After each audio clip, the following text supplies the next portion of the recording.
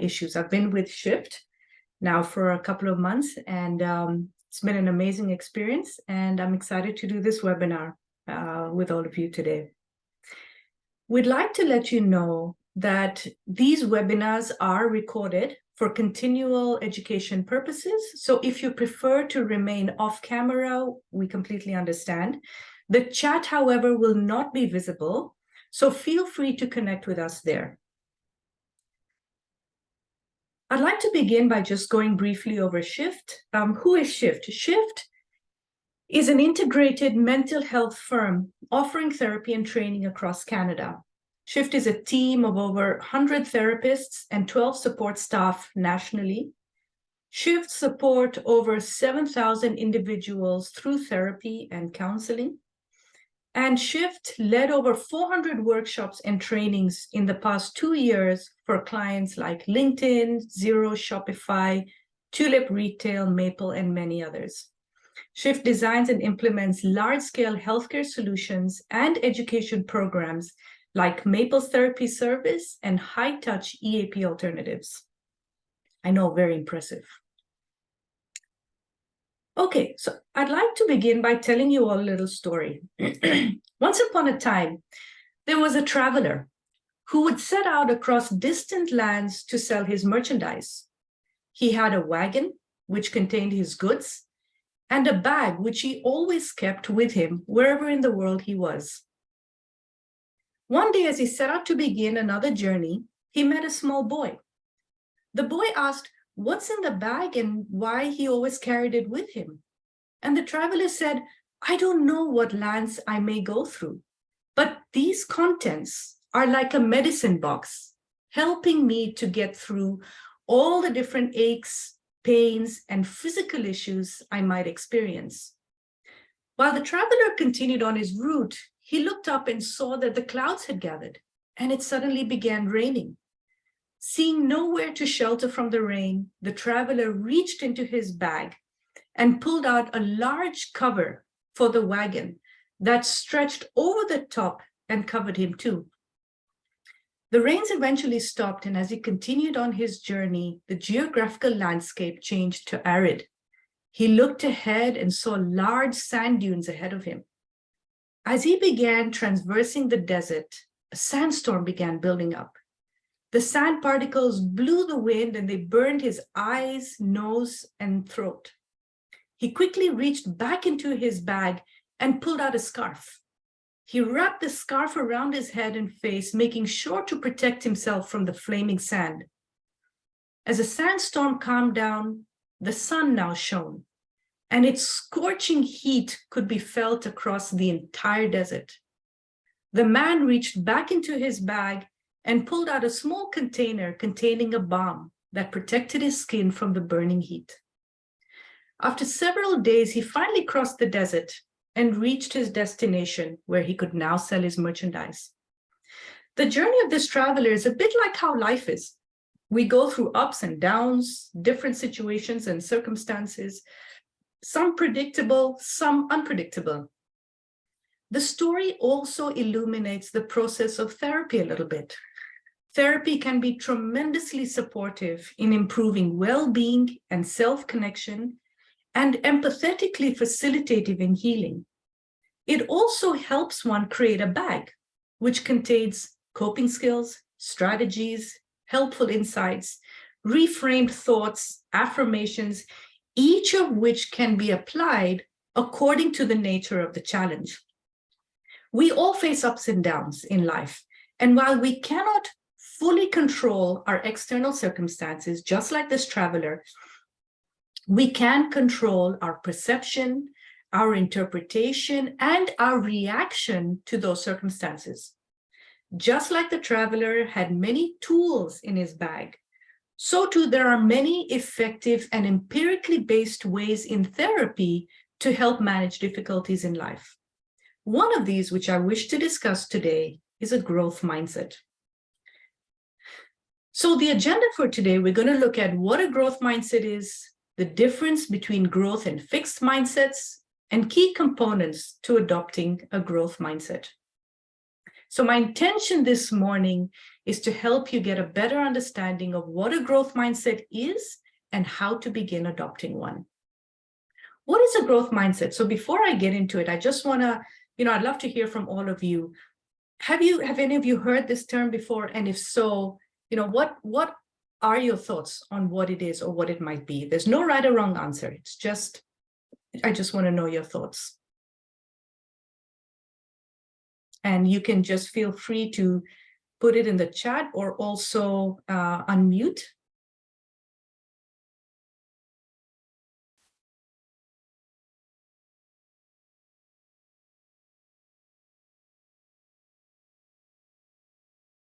Okay, I'm not able to see the chat, so I'm just going to stop screen sharing for a moment.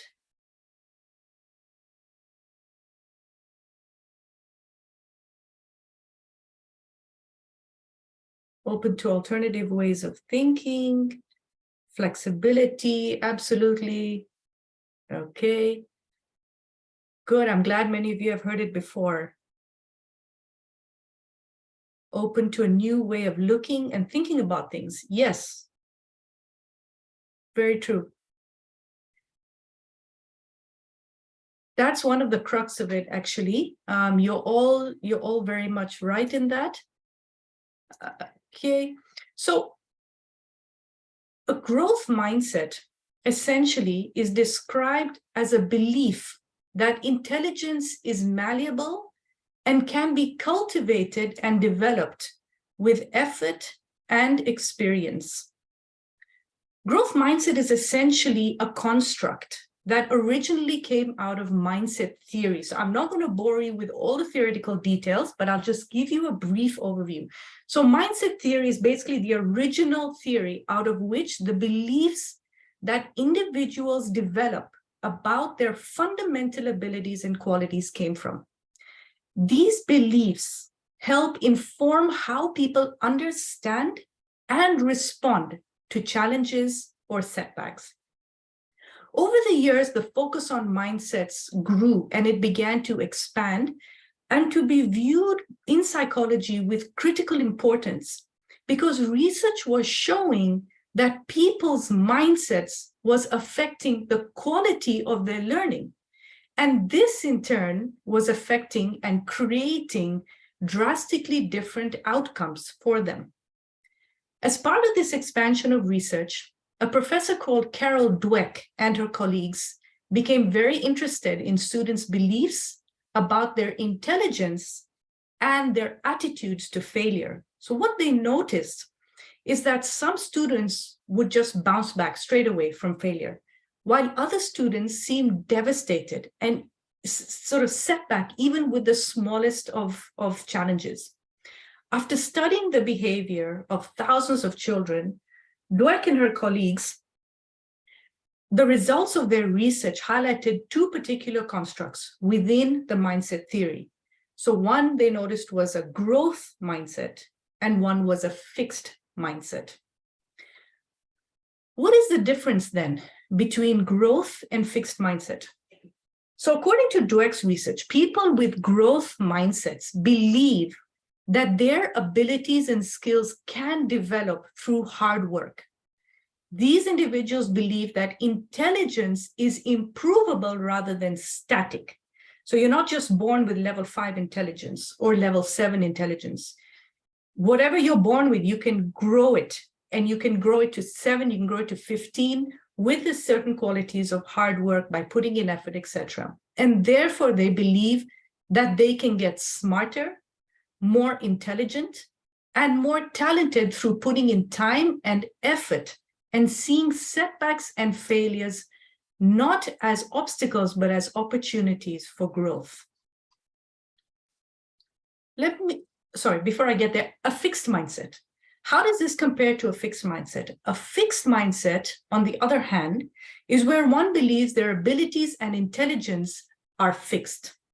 They cannot be improved. You either just have it or you don't.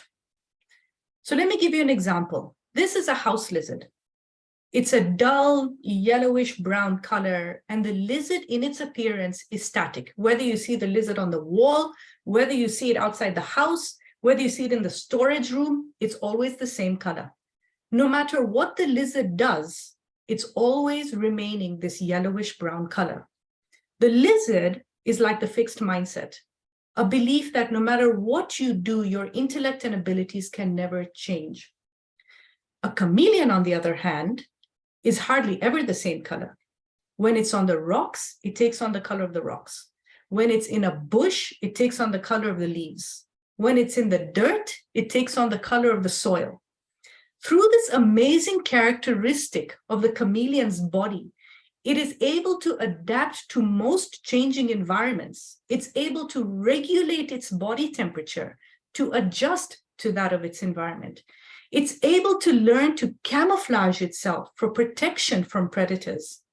It's able to become proficient in concealing itself to be able to catch prey more easily and blend in completely with its environment. So this chameleon puts in effort into its learning and successful adaptation. It challenges itself to new camouflages and responds to feedback from the environment in a way that allows for continued survival. And this is like the growth mindset. So someone with a growth mindset may say things like, I see this as a challenge. I see this challenge as a chance to learn and become more experienced. I just made a mistake and I'm eager to learn from this because the learning will help me do better next time. I am old, but it's never too late to learn. I'm not afraid to try another way. Someone with a fixed mindset may likely think, you can't teach old dogs new tricks. And interestingly enough, neuroplasticity research has actually proven that you can teach amazing things to old dogs and even people. If you're good at something, you don't need to put in effort. Your talent alone is enough. So we can see the differences there, that one is very much on what you have is it. Yes, Ronaldo has talent. Yes, Tiger Woods has talent, but that doesn't mean they didn't have to put in effort. They didn't have to put in sweat, blood, and tears to becoming the best that they could be, to really building that talent to the best potential that they could be. So we see the difference here. What about how does growth mindset affect mental health? What's the relationship between that? And there is a significant amount of research recently that shows a positive relationship between the development of a growth mindset and positive mental well-being. So according to the findings, research has shown that growth mindset may make individuals more resilient and persistent in the face of challenges or difficulties, because they are more likely to adopt effort-oriented strategies in their efforts to achieve their goals. So if one doesn't work, we try another way. What about this way? Let's keep trying. Let me practice. There's always that solution-focused thinking. People with a growth mindset may also suffer fewer stresses and self-reported symptoms of psychological problems.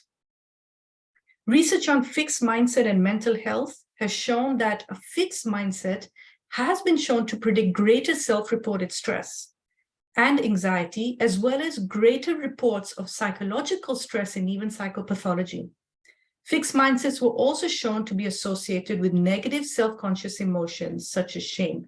So this is not generalizing. I'm not saying that everybody with a fixed mindset will develop mental health. No, it's just showing that the research, the samples of these research studies did show that generally people who develop growth mindsets are likely to have better mental health. And those who stay stuck in fixed mindsets may also experience lower mental health and other psychological related problems. So we can see that there is a clear link between mindsets and the impact it has on our mental health. So now let's look at some of the main components to cultivate a growth mindset. Now that we know what it is, that's the research underneath there. Now that we know what it is and the impact it can have on us, let's look at some of the components. According to growth mindset research, one of the main components of developing this mindset is to redefine failure. Many people grew up quickly seeing the importance of passing and not failing. Many experiences become interpreted as an either or. So you either passed the test or you failed it. You either passed the interview or you failed it. You're either a winner or you're a loser. This kind of thinking, unfortunately, has led to the development of polarized thinking. And many of us learn this through school, we learn this through social norms, we learn this through parents. And of course, this is not to say that everyone thinks this way or that it's a permanent way of thinking for everyone. Some people do change it in life. But for many, the sense of failure and the fear of it and the subsequent avoidance of it is quite real. In today's society, with its large focus on competition, on success, and wealth, failure can often be linked to a sense of not feeling good enough. And this can lead to increased self-criticism, a lowering of confidence, and a belief in the lack of one's ability. I remember one time many years ago, I was learning how to drive. My dad was giving me practice on the roads within the compound of our home. And there was a hill between the entrance gate and our home. So when exiting the compound, the hill was upward facing. So you had to leave home, climb up the hill and exit, which meant there was often a lineup of cars waiting on that hill to exit the gate because there were a lot of houses in this compound. One day I was learning to balance. It was a manual car. I was learning to balance the accelerator and the clutch. And I didn't do it too well. The car began sliding backwards, and it created a whole big commotion of the car behind hooting, the security guard frantically pointing for me to move forward because I was creating so much traffic. And in my panic, I just slammed hard on the brakes and I froze. I didn't move the car. The cars behind eventually did overtake me and didn't give me very nice looks that day, even though I was a learner. And I just remember feeling so ashamed and embarrassed that day that after that, I didn't want to learn driving anymore. I began avoiding any opportunity to learn. I would quickly run and sit in the back seat when I had to enter the car. And I even felt a huge pang of anxiety every time my dad asked me, when do I want to get back into learning driving? This continued for years until after university, when I began working, and now I had no other option but to drive myself to work. Seeing that I had no other way around it, I practiced and practiced on that very same hill when there were no cars this time, and eventually got the balancing right. Today, it's so natural. I don't even think about it when I'm on the hill. But what I wasn't aware of at the time was my internal psychological processes. After that one embarrassing event, I felt like a failure, like I wasn't good enough. That not only was I not a good enough driver at the time, but that I would never be a good driver. I will never get this balancing right. So what's the point of even doing the driving? My sense of failure and shame projected into the future and prevented me from mastering this simple skill for a very long time. According to mindset research, this kind of thinking and interpretation of the situation was typical of a fixed mindset. Where in this mindset, I believed that I either had the skill or I didn't. However, the growth mindset component of redefining failure encourages a shift. It encourages a shift from failure to learning opportunity. That rather than looking at failure as something negative, to start looking at it as a necessary process of learning, as a part of learning, not a block to learning. That rather than fearing it, to recognize that expertise is never developed without slipping a few times along the way, and that failure may actually redirect us back onto the path that we need to follow to achieve our successes. So if we go back to the driving example, the fact that I didn't balance well that first time was true. It's not that I can go back and change reality and say, oh, well, actually, I did do it well. It's true. I didn't do it well. I was still learning. And at that particular time, it was very difficult for me to learn how to balance it. But if I had redefined that experience in a way that allowed for growth, I wouldn't have said, I don't know how to balance the car on the hill. What I would have said was, I don't know how to balance the car on a hill yet.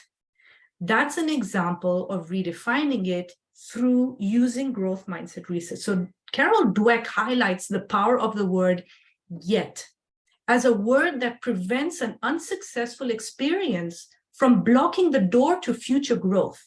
And it allows for a greater sense of confidence that it's only a matter of time before you improve and grow. I may also have said to myself, it's okay, Azmaira, I can learn from this. This is only telling me where I need to put more attention and more practice to master this skill. This experience is helping me to become a highly competent driver. And essentially, this is redefining failure into learning opportunities. So the next time you think, I'm not a good cook, I'm not good at cooking, tell yourself, try saying to yourself, I'm not good at cooking yet.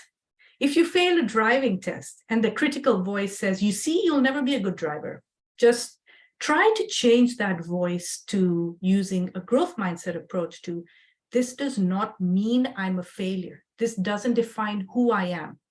This situation is only indicating areas I need to improve on to master this skill, and practice will help me get there.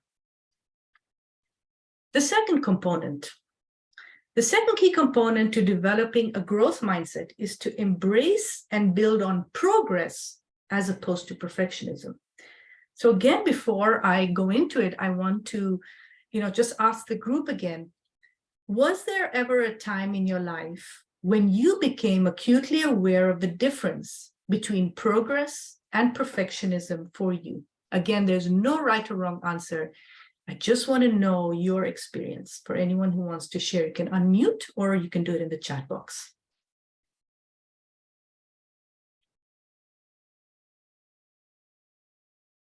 Any time in your life you became acutely aware of the difference between progress and perfection for you?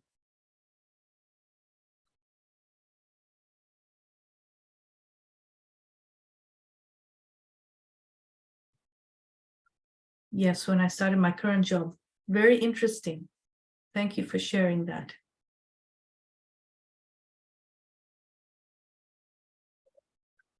When I saw someone paralyzed to do something due to their perfectionism.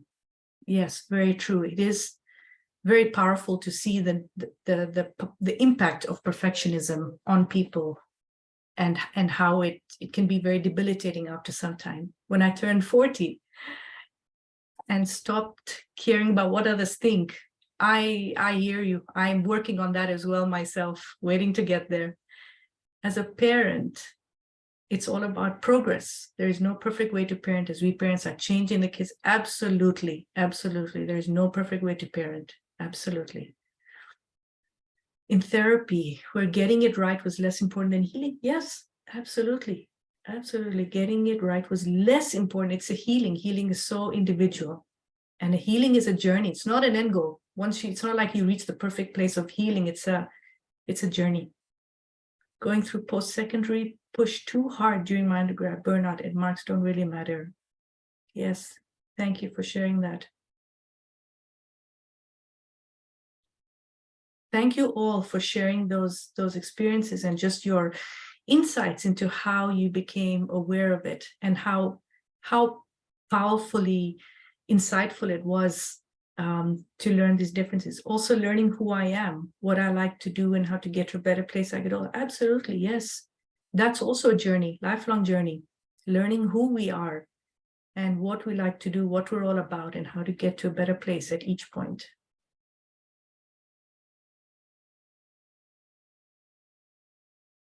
Thank you all for sharing that. Many times in my work, I have to remind my clients that they are not perfect, that they are human. Many times in my own life, I have to remind myself repeatedly that I'm not perfect. I am just human. Human beings develop by progressing, not by staying stagnant at a definition they have developed of perfectionism. And I know we know this. I know it too. Being a therapist, this is sort of what I preach all the time, but sometimes to internalize that the end of the day, we're all human, and to really understand it and internalize it sometimes takes a few reminders again and again as we encounter different situations. One of the problems with perfectionism is that people end up equating their self-worth with their accomplishments. And so they tell themselves that unless they achieve perfect outcomes, unless they achieve this, anything below is failure. And this is at odds with the very existence and evolution of human development. Progress, on the other hand, is almost always more defining of development and growth than perfectionism. Progress means to try and grow, to focus on incremental steps, and if you should slip along the way, to learn from that slip and keep climbing. By virtue of being human, we will all have slip-ups here and there. That is the nature of life. It is not possible for us to be perfect. Just like somebody said very rightly, it's not possible for us to parent perfectly. I can think of thousands of slip-ups I have had along the way. But once we accept that, then we can start to work on becoming better and better versions of ourselves, not perfect versions, just being the best person that we can be for ourselves. And we learn about ourselves and progress along that journey. In her best-selling book, The Gifts of Imperfection, Brené Brown makes an important distinction between perfectionism and progress and striving to be your best. And she says, and I quote, "Perfectionism is the belief that if we live perfect, we look perfect, and act perfect, we can minimize or avoid the pain of blame, judgment, and shame." Essentially, it's a shield. It's a 20-ton shield that we lug around thinking it will protect us, when in fact, it's a thing that's really preventing us from flight. And this resonates with Dweck's research on growth mindset, which highlights that progress allows for continued learning, for lifelong learning, and for continued achievements. Some examples of ways to apply this component of the growth mindset may look like setting realistic goals that are achievable, taking baby steps at a time, not giant leaps, taking a day at a time, breaking bigger tasks into smaller tasks, seeking support if needed, and recognizing and celebrating the small accomplishments that you have made. So these are some examples, not all of them, just to give a highlight on how to take a step at a time and see that when you recognize and celebrate these small accomplishments, you can look back and see the progress. At some point when you look back, it is my hope that we can look back and see we've went much further than what we ever defined as perfectionism at one point in our lives. The third component to cultivating a growth mindset is stepping out of our comfort zone. So to introduce this component, I want to tell you a story.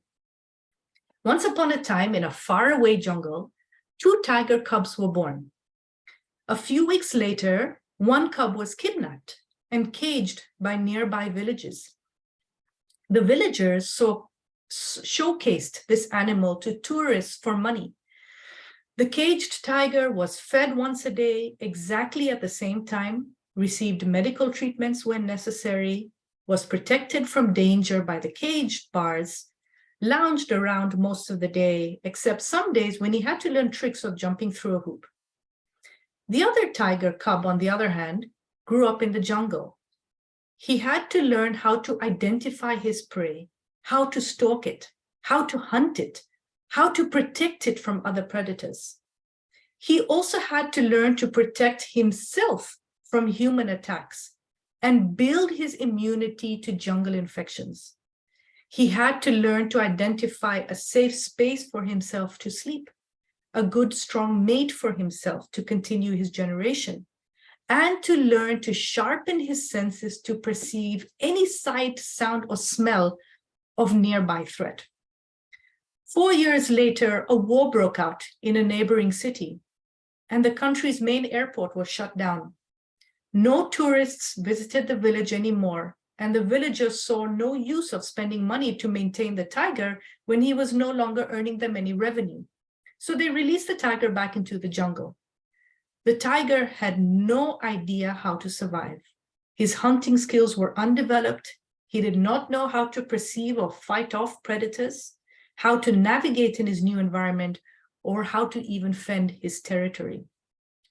Up until now, the caged tiger's life was obviously much more comfortable than the jungle tiger's life.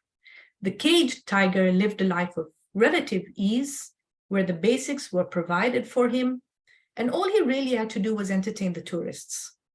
Even though both tigers had teeth, claws, stealth, and a growl to frighten their prey, the caged tiger had no idea how to use any of these to survive a jungle life. The jungle tiger lived a much less comfortable life. He had to fend for himself and survive by himself, and he had to sharpen his sensory perception and hunting skills. The jungle tiger, therefore, learned not only to survive, but to thrive in the forest of his home. This story illuminates another central component in developing a growth mindset: to step out of one's comfort zone. Now, if I come out of the tiger story into the present, this doesn't mean diving into the deep end and traumatizing ourselves into areas that we are not comfortable with. That's the last thing we got to do, and that's not even healthy. What it does involve, what it does mean, is taking small steps out of one's safe space in order to create opportunity for continued growth. So as you can see, that's the underlying theme everywhere here: continued growth, opportunity for growth. To step out of one's comfort zone, to try something new, to learn and experience something new about oneself. So maybe that might mean learning a new hobby to explore your creativity. It might mean to learn a new skill that can help you in your career. It might mean to walk to the grocery store and enjoy the fresh air instead of driving there.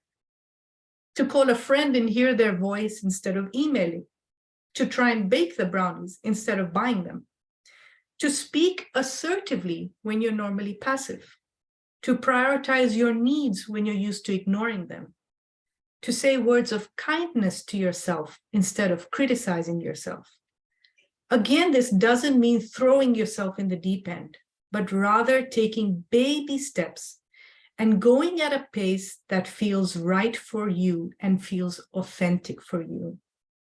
Recent studies on growth mindset indicate that individuals who are able to gradually step out of their comfort zone in this context are able to discover new facets of themselves, reduce anxiety levels, and even have a greater sense of confidence in themselves. So in conclusion, growth mindset isn't a quick fix or solution to any problem. I wish it was, but it isn't. We don't have that magic wand. Essentially, it's a mindset. It's another lens through which we look to interpret ourselves, through which we interpret our experiences, and through which we interpret the belief of our abilities. And I hope this presentation today has given you a little better understanding into what a growth mindset is and some of the components to develop one. And with that, I would like to close and thank you all for attending this webinar today, and for your time and patience in hearing me out and participating. There's some references that were cited earlier, in case anybody's interested. Are there any questions or comments before we close? I'd be happy to have chats with you. I have a question. Yes. And you did such a great job too, by the way. That was really informative. I am a therapist in training, and I'm just curious, is there sort of a niche of clients you find like bringing in growth mindset into your sessions really beneficial for? Not really. I think it can be applied for anybody. I think if you're looking at cases, for example, of somebody who has been severely traumatized or who is severely depressed, I think growth mindset can happen at a point when they're ready, I would say. Otherwise, it might seem a bit superficial. So once they are processed, once they feel like they're ready to move on, then they can start looking at changing their mindsets. I don't see any particular client because the growth mindset research has shown it can be applied to people of any age, right from young students all the way till the elderly. Great. Yeah. Okay, that's really helpful. Thank you. You're welcome.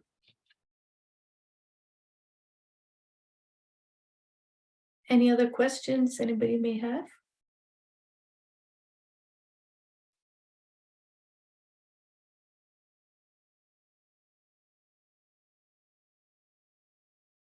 Thank you all for attending.